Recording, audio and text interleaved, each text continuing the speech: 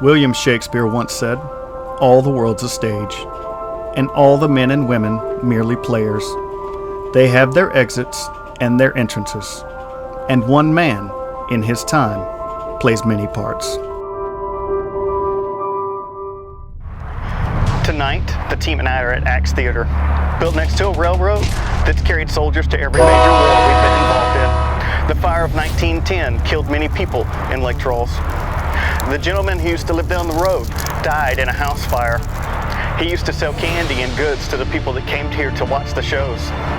And tonight, we get to be involved. Come join us.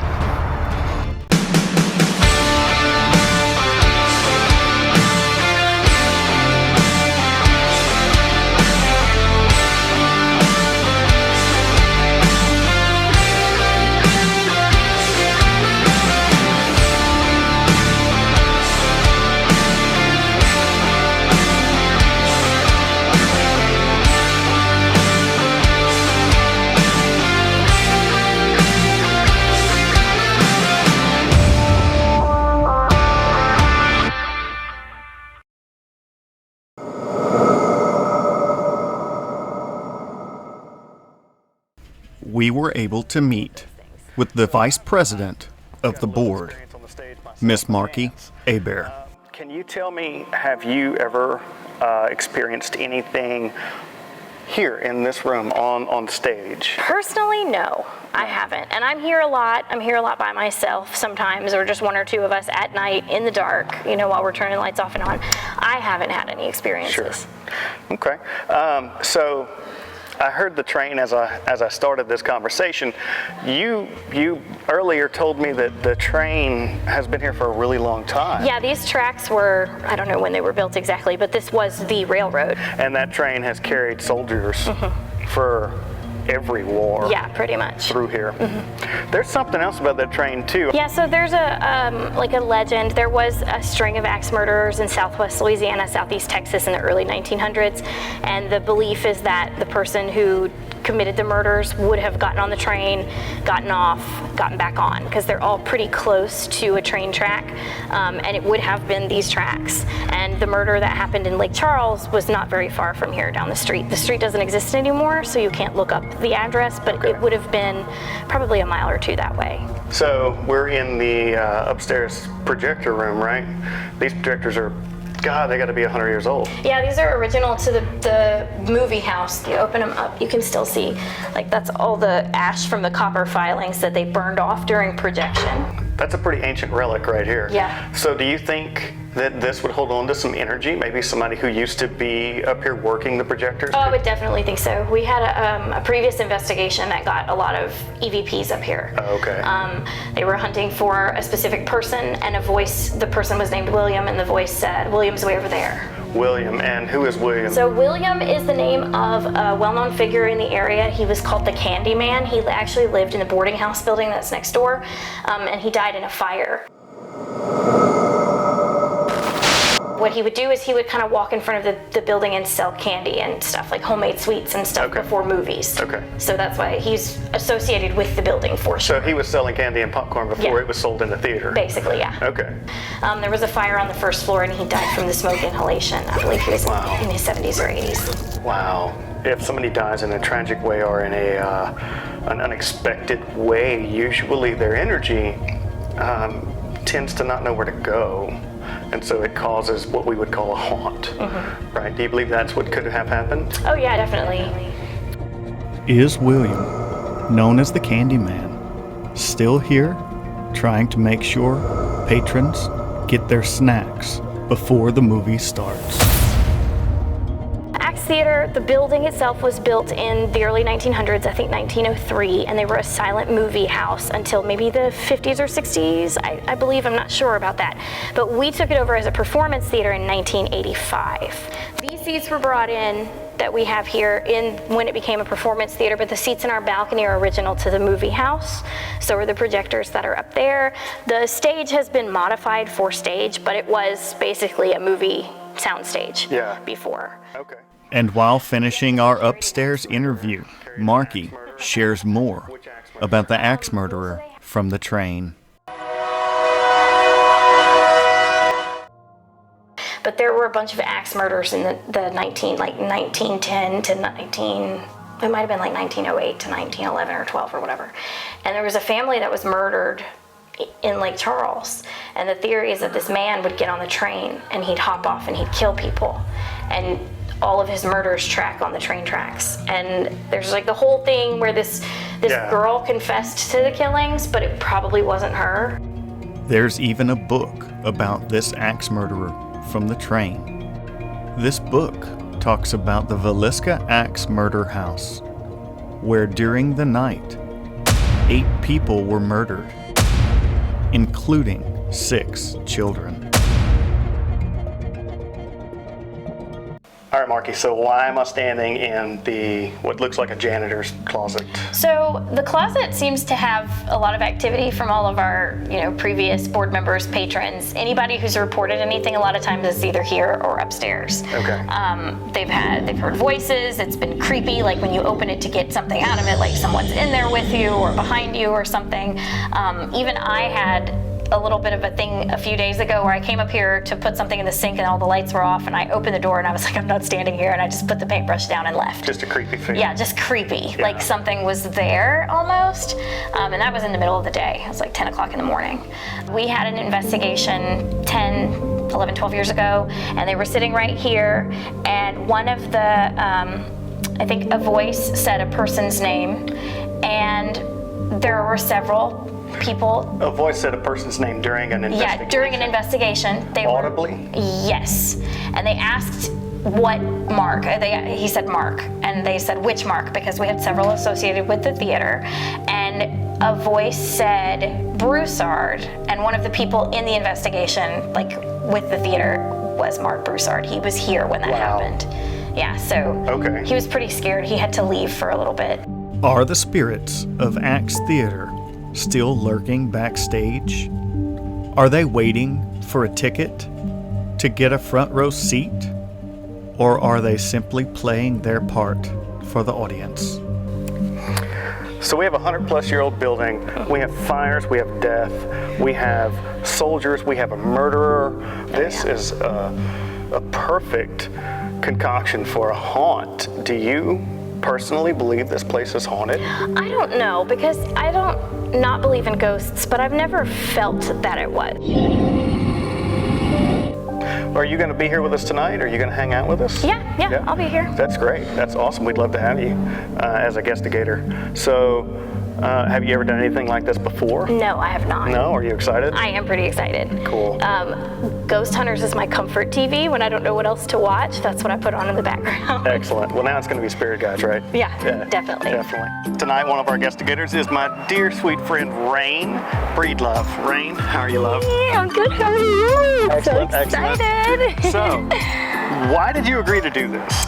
I agreed to do this because I've always had a fascination with anything that is spiritual related. I had a lot of experiences growing up as a child with spirits, and it just made sense to want to do this. Our other guestigator tonight is Miss Lauren.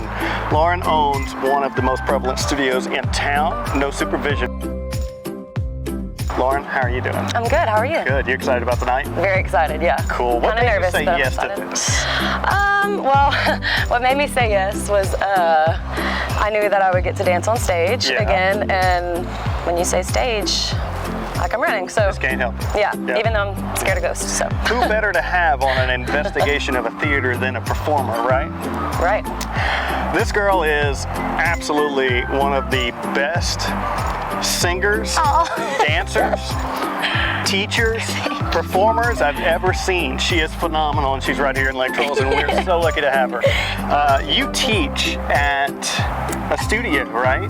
What studio is that? No Supervision. No Supervision, and that's owned by our other guestigator, Lauren. Yep, sure is. Tonight, we are hoping that you might be a trigger object, along with Rain, on stage to maybe draw out some of these spirits and get a response. Are you okay with that? Sure, why not? Sure? Why not? Okay, all right. Well, that's the spirit. That's what I'm talking about. We're excited to have you. I'm excited to be here. Thank you. Awesome. Thanks, Lauren. What do you teach? I teach all levels of pole dancing. Excellent. We also do a lot of burlesque, any type of workshops for dance conditioning and things Excellent. of that nature. So. Excellent. Maybe I'll come take a pole dancing class. Oh, you should absolutely come and take a class. You would be phenomenal.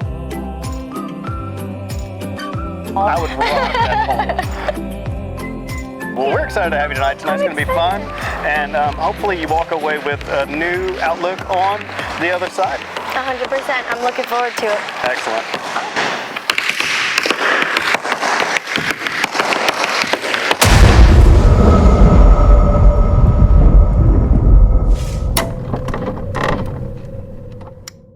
Beginning the night in the lobby, Josh and Paul guide Lillian and Marky, both of whom have acted in this very theater, through an SBox session that sets the stage for the rest of the night. Is there anyone here now?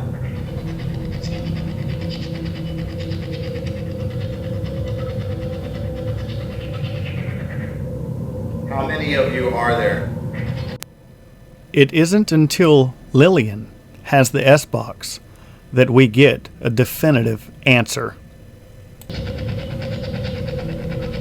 Let her ask.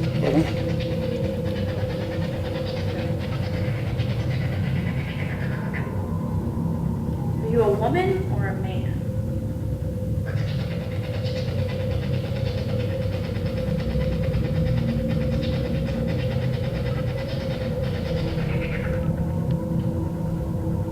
Can you tell me your name? Listen again as Paul and Josh hear a very clear name. Can you tell me your name?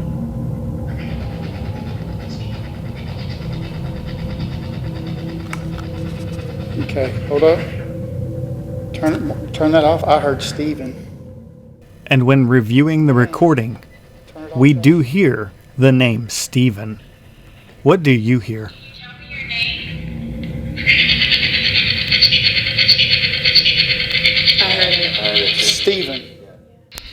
Immediately, Paul reviews the recording with the team, and our reactions verify what they heard on the SBox.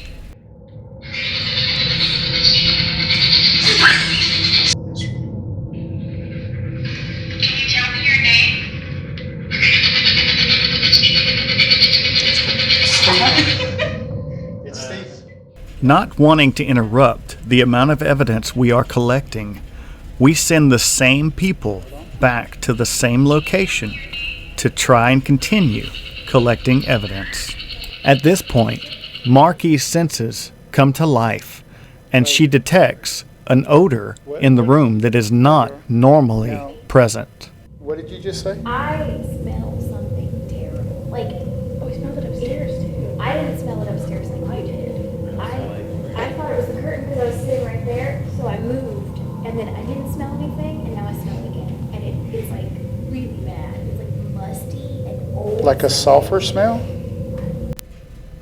So Paul gives the SBox to Marky to see if she can channel any results. Are you the one making it smell bad?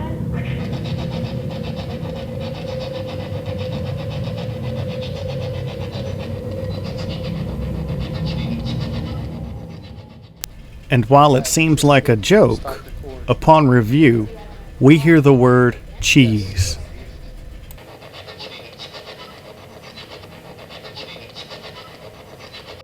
And Marky gets one final answer from the SBox in the lobby. Do you know William, the Candyman?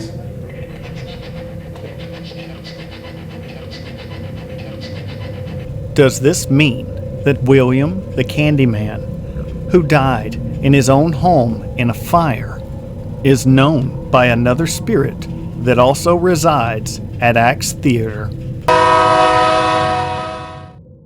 In an effort to maintain this flow of evidence, I ask Lauren and Rain to be trigger objects and perform on stage for everyone, alive or otherwise, to watch.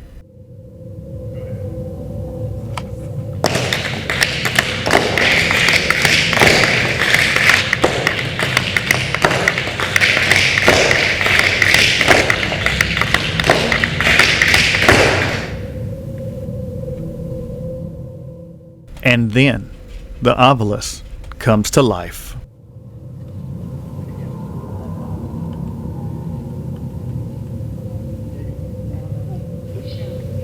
Show. They want you to dance. Scared. Evening scared. Wow, it spit some shit out. God. Holy shit. Do you want them to dance again? Yes, but hold on. Wait. It's saying a lot. It just. I mean, spit it went a through lot. about 40 words. Hold on. It said sub, drive, show, evening, scared, alone, character, learn, can you, Europe, living, and none. While it may seem meaningless, remember this is a theater, and these are actresses. The words show and evening are very pertinent to our location, and the word scared directly pertains to several people with us. So I request the girls give another performance. Lily, are you singing too? And just like that, the movie house turned theater erupts in music.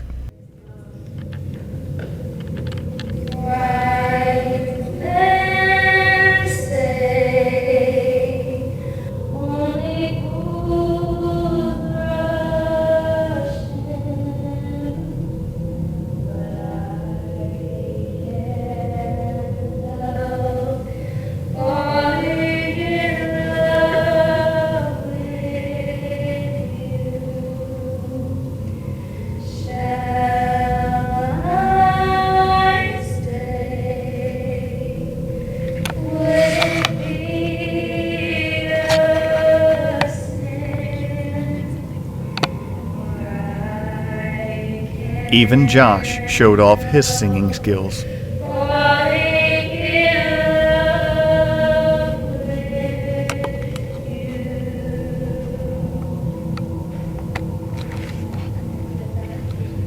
That's JP. And then Another. Oh my.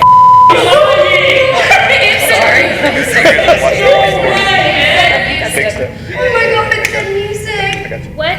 Did you like the music? Oh, y'all gotta sing again. Do you want us to sing again? Sell? Sell? Are we selling tickets? They need to sell tickets. Do you want us to sell tickets to the next show? The next show is Willy Wonka. Should we sell tickets while we sing? Okay, so I feel like we're dealing with something intelligent. knowing that we are dealing with an intelligent entity allows us to move forward with a certain expectation of specific responses. But when reality sets in for Dylan, his fear begins to take over. You good, Dylan? Are you okay? Is it what you thought it was going to be? No? Do you want us to sing again? Do you want us to stop? There's a lot of seeing that thing go off this late. It's Making sense. it's real, right? If it was just spitting nonsense words, it'd be one thing. Can you please tell me your name? It's Yeah. I'm freezing right now and I'm shaking. It's saying it's 68 on this, but No, it dropped way lower than that. yeah, no, it's Smell. Inside. Purse. Hippity hop. Hippity hop! It said hippity hop. Quick evening staff. It does. It said staff. see that. It did smell bad. It's maybe somebody got stabbed. It says quick evening staff. Do you like Easy E? Please play Are you a easy. fan of Coolio? Please sing Okay. Coolio. Would you like us to do the bunny hop? Oh my god. Okay. Oh my god, I'm shaking so Awesome. bad. I feel like shaking there's so something bad. upstairs. What did you just say?